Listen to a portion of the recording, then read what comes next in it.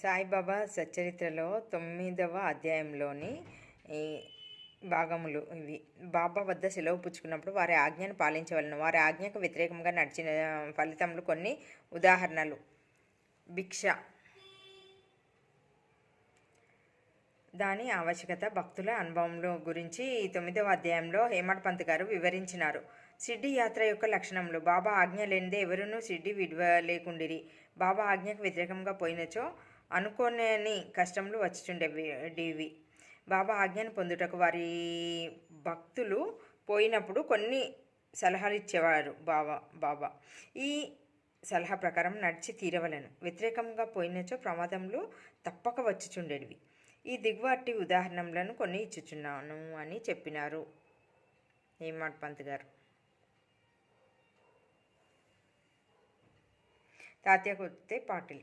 ఒకనాడు టాంగాలో తాత్య కోపర్గాం సంతకు వెళ్ళుచుండెను. తొందరగా మసీదుకు వచ్చి బాబాకు నమస్కరించి కోపర్గాం సంతకు పోవుచుంటునని చెప్పాను. బాబా ఇట్లు నేను తొందరపడవద్దు, కొంచెం ఆగుము. సంత సంగతి అటు ఉండనిమ్ము, పళ్ళ విడిచి బయటికి పోవలదు. అతని ఆతృతను చూసి మాధవరావు పాండే వెంట తీసుకొని పొమ్మని బాబా ఆజ్ఞాపించాను. దాన్ని లెక్క చేయక తాత్య వెంటనే టాంగాను వదిలాను. 2 గుర్రములలో ఒకటి క్రొత్తది, మిక్కిలి చురుకైనది. అది 300 రూపాయల విలువ చేయును. సాహుల్ బావి దాటిన వెంటనే అది వడిగా పరిగెత్తాను. కొంత దూరం పోయిన పిమ్మట కాలు బెనికి అది కూలబడాను. తాత్యకు పెద్ద దెబ్బ తగలలేదు. కానీ తల్లి ప్రేమ గల బాబా యొక్క ఆజ్ఞను జ్ఞప్తికి తెచ్చుకున్నాను. ఇంకెప్పుడు కొల్హారు గ్రామంకు పోనప్పుడు బాబా ఆజ్ఞను వ్యతిరేకించి టాంగాలో పోయి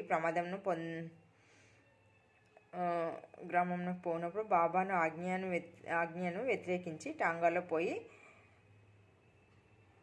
ప్రమాదంను పొందాను. అందుకని బాబా యొక్క ఆజ్ఞ ప్రకారం మాత్రమే నడుచుకోవాలను అని 9వ అధ్యాయంలోని ఈ పార్ట్లో ఇచ్చినారు. ఈ భాగంలో ఐరోపా దేశపు పెద్ద మనిషి. బొంబాయి నుండి ఐరోపా దేశపు పెద్ద మనిషి ఒకడు షిర్డీ వచ్చెను. నానాసాహెబ్ చందోద్కర్ వద్ద నుంచి తనను గూర్చి బాబాకు ఒక లేఖను తీసుకొని ఏదో ఉద్దేశంతో షిర్డీకి వచ్చాను. అతనికి ఒక గూడారంలో సుఖమైన బస ఏర్పరిచిరి.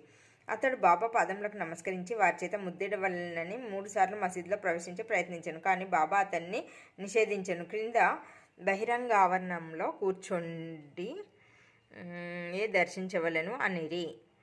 అతడు తనకు జరిగిన మర్యాదకు అసంతుష్టిపడి వెంటనే షిర్డీ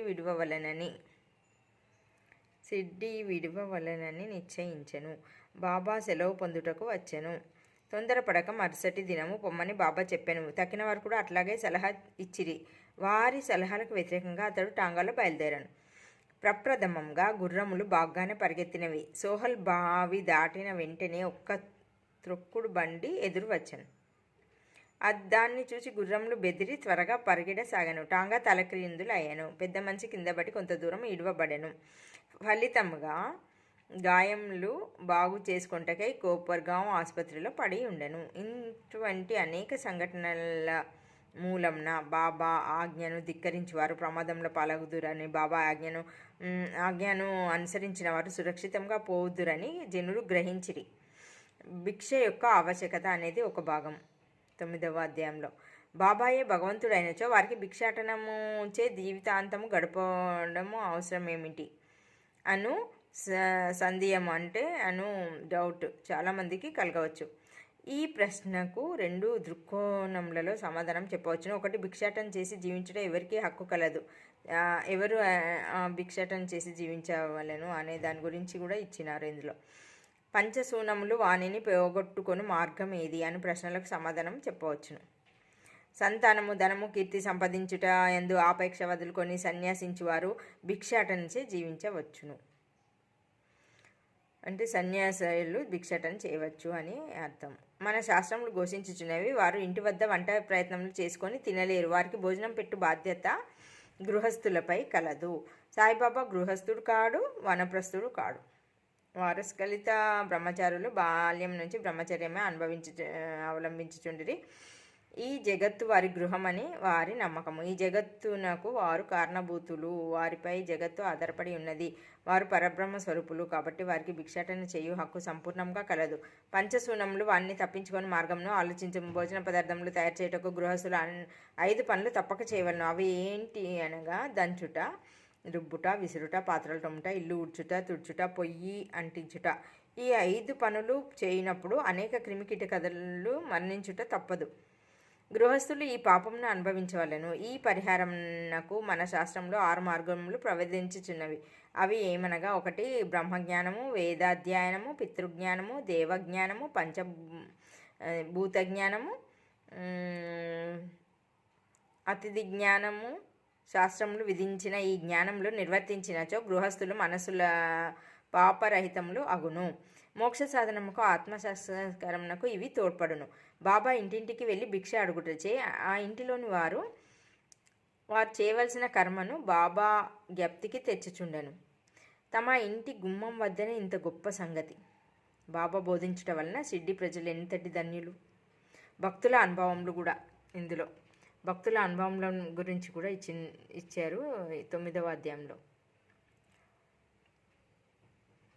ఇంకొక సంతోషదాయకమగు సంగతి శ్రీకృష్ణుడు భగవద్గీత యందు ఇట్లు నుడివెను.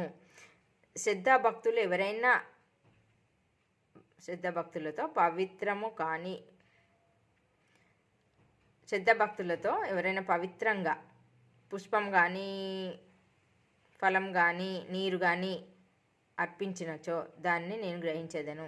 తన భక్తుడు ఏదైనా సమర్పించనచో దాన్ని నేను గ్రహించేదను. తన భక్తుడు ఏదైనా సమర్పించవలని అనుకొని మరిచినచో అట్టి వానికి బాబా జ్ఞాపకము చేసి అర్పితమును గ్రహించి ఆశీర్వదించేవారు. అట్టివి కొన్ని ఈ క్రింద చెప్పిన ఉదాహరణలు. తార్కడ్ కుటుంబము. తార్కడు తండ్రి కొడుకు. రామచంద్ర ఆత్మారాం ఉరఫ్ బాబాసాహెబ్ తార్కడ్ ఒకనొకప్పుడు ప్రార్థన సమాజస్థుడైనను బాబాకు ప్రియభక్తుడు. కానీ భార్యపుత్రులు కూడా బాబాను మిగుల ప్రేమించుచుండిరి. తల్లితో కూడా కొడుకు షిర్డీకి పోయి అచ్చట వేసవి సెలవులు గడపవలనని నిర్ణయించిరి. కానీ కొడుకు ఇష్టపడలేదు. కారణం ఏమనగా తన తండ్రి ప్రార్థనా సమాజంకు చెందినవాడు అవుటచే ఇంటి వద్ద బాబా యొక్క పూజ సరిగా చేయకపోవచ్చునని సంశయించెను. కానీ తండ్రి పూజను సక్రమంగా చేసేదనని వాగ్దానం చేయుటచే బయలుదేరాను. అందుచే శుక్రవారం రాత్రి తల్లి కొడుకు బయలుదేరి షిర్డీ వచ్చిరి.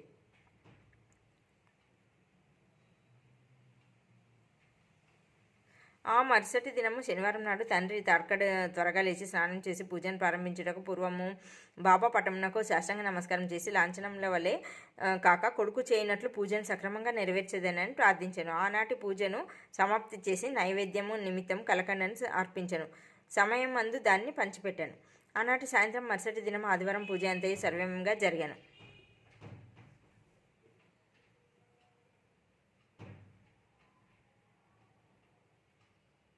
దానికి మరుసటి దినము సోమవారం కూడా చక్కగా గడిచాను. ఆత్మారాముడు ఎప్పుడు ఇట్లు పూజ చేసి ఉండలేదు. పూజ అంతయు కొడుకుకు వాగ్దానం చేసినట్లు సరిగ్గా జరుగుతున్నందుకు సంతోషించాను. మంగళవారం నాడు పూజ ఎప్పటి వల్లే చేసి కచేరీకి పోయాను. మధ్యాహ్న భోజనంకు వచ్చినప్పుడు తింటకు ప్రసాదంగా లేకుండెను. ప్రసాదం నౌకర్ను అడగగా ఆనాడు ప్రసాదం అర్పించుట మర్చేటచే లేదని బదులు చెప్పాను. ఈ సంగతి వినగానే సాష్టాంగ నమస్కారం చేసి బాబాను క్షమాపణ కోరాను. బాబా తనకు ఈ విషయం జ్ఞప్తికి లేనందుకు నిందించాను. ఈ సంగతులన్నింటినీ షిర్డీలోనున్న తన కొడుకు వ్రాసి బాబాను క్షమాపణ వేడుమనాను. ఇది బాంద్రాలో మంగళవారం 12 గంటలకు జరిగాను.